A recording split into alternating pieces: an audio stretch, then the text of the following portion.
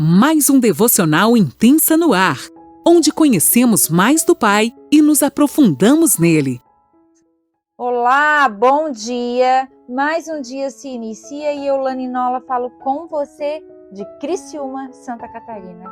Seja bem-vindo a esse ambiente profético, onde juntos nós vamos aprender e nos alimentar da palavra de Deus. Esse banquete que está posto, que o Senhor preparou para nós nesta manhã de sexta-feira, onde nós vamos estar lendo Efésios 3, do versículo 1 ao 3.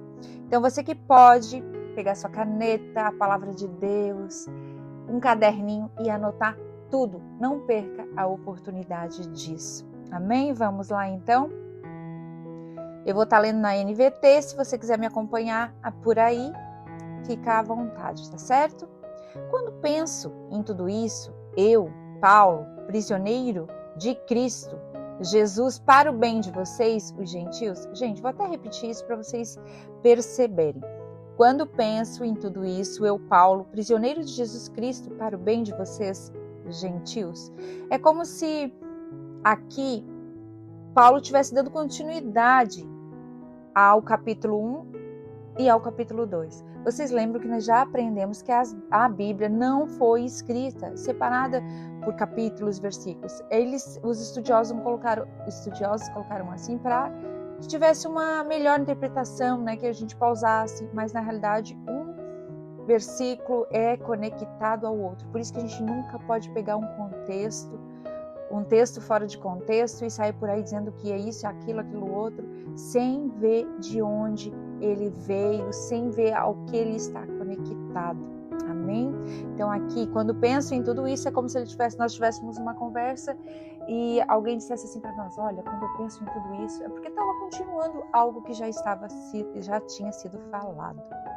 Tomando por certo a propósito que vocês sabem que Deus me deu essa responsabilidade especial de estender sua graça a vocês, como lhe escrevi anteriormente em poucas palavras. O próprio Deus revelou esse segredo a mim.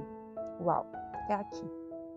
Gente, esse capítulo 3 começa aqui, o título dele, tem algumas versões que falam, que fala sobre o plano de Deus é revelado. Tem esse título. Outras versões falam o plano secreto de Deus.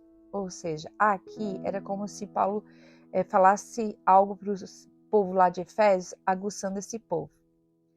E a gente que tem estudado essa epístola de Efésios, ela nos inspira a pôr de lado as coisas do mundo e nos ajuda a crescer espiritualmente. Vocês percebem isso? Como a graça do Senhor é revelada aqui em Efésios de uma maneira palpável, de uma maneira que tira os nossos olhos das coisas terrenas e nos faz querer crescer espiritualmente e aprender mais plenamente a partilhar da união e do companheirismo, da unidade da igreja. Como é lindo isso. Paulo inicia esse capítulo lembrando do versículo anterior, como eu falei antes. Ele foi preso por amor ao Evangelho. Uau! Porque ele pregava aos gentios o amor de Cristo. Ele não se via como um prisioneiro de Roma, mas sim um prisioneiro de Cristo. Olha como isso é forte, gente. Mesmo que alguém chegasse lá para ele e dissesse: você está preso, como que você está fazendo tudo isso? Ele não se sentia um prisioneiro daquelas grades, daquela porta, né? Daquela grade que se fechava, ou de repente correntes que eram amarradas a ele. Ele se sentia prisioneiro a Cristo, a graça dele e a responsabilidade de falar do amor de Cristo aos gentios.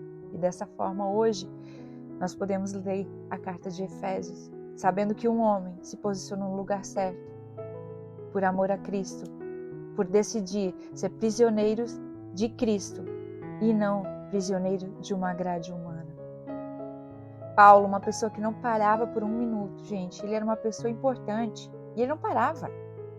E mesmo preso naquelas paredes, a palavra nos conta que o inferno não prevaleceu contra ele.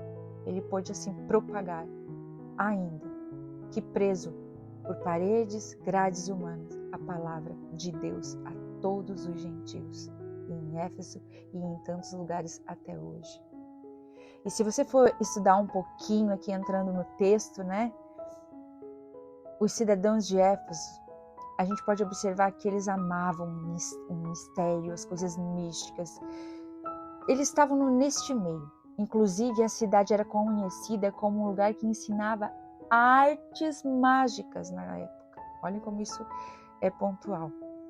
Nós já estudamos que era o centro, né, do culto da deusa Diana. Vocês lembram isso lá na introdução de Éfeso? Havia uma mistura da cultura grega com o ocultismo e ainda era um berço de outras religiões de mistérios, cultos fechados e tal. Sabe aqueles cultos de religiões onde uma pessoa é melhor que a outra, daí as pessoas iam lá e se consultavam com ela, afinal ele já ascendeu, ele é o iluminado.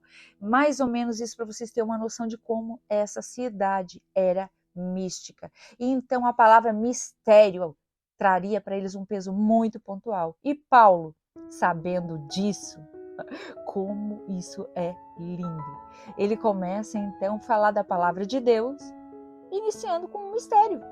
Para quê? Trazer a atenção de todo aquele povo aquilo que ele estava falando. Então, quando Paulo inicia esse capítulo, eles ficam, parafraseando, é claro, que eles estavam tudo paradinho observando. Ele aproveita, deixa, como se diz, que o povo já gostava de um mistério, e busca, através da linguística, proclamar o Evangelho. Então Deus nos dá estratégias de falar do amor dele. Sim, Paulo usou aquilo que era ruim, que eles eram místicos e tantas coisas mais para proclamar o Evangelho.